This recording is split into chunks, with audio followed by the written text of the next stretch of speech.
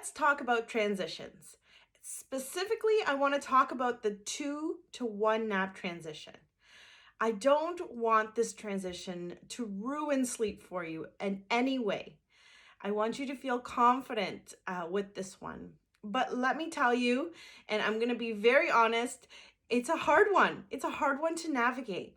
Most often, parents have a hard time because they actually drop this nap too soon. What starts to happen at around 12 months is that your little one is going to go through nap strikes.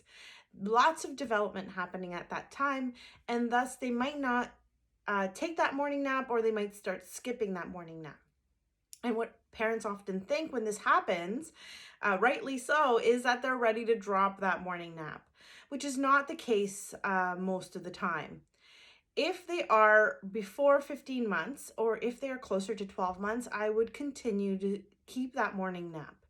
If they are skipping that nap continually and or having trouble settling for that nap for more than 2 weeks, that's when you would start to think about dropping that nap. But I wouldn't go straight into dropping the nap.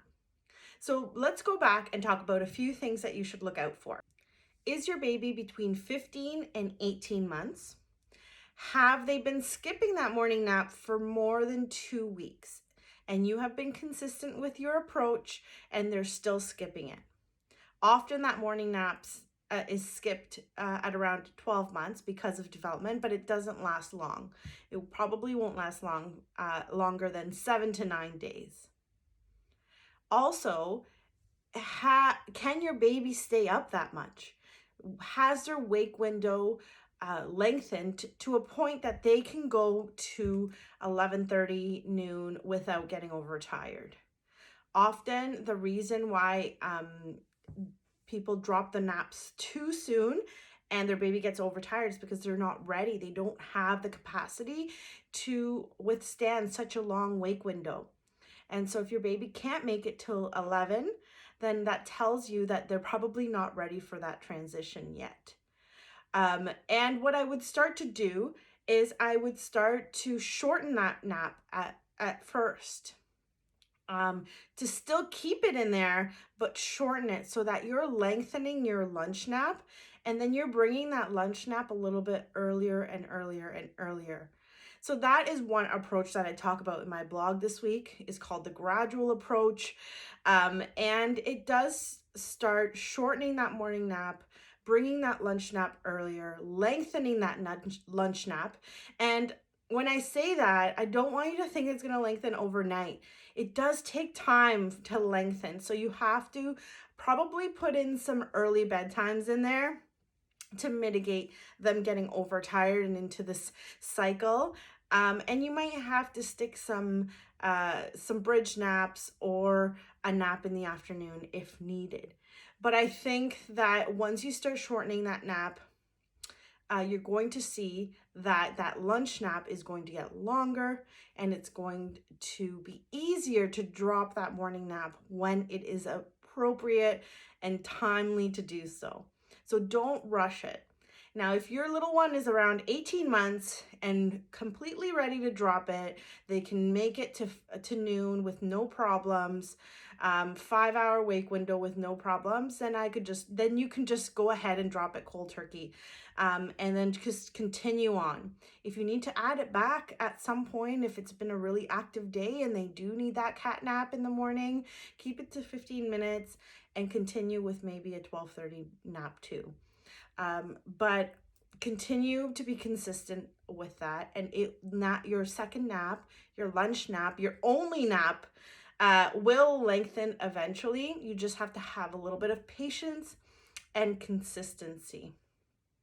The other thing that you can do is that you can drop that morning nap and bring that lunch nap earlier to around 11:30, and then start pushing it later as you go, by 15 minutes every 3 days, by 10 minutes every other day, whatever is easier for you, until you hit noon. And that can be as fast or as slow as you would like it to go.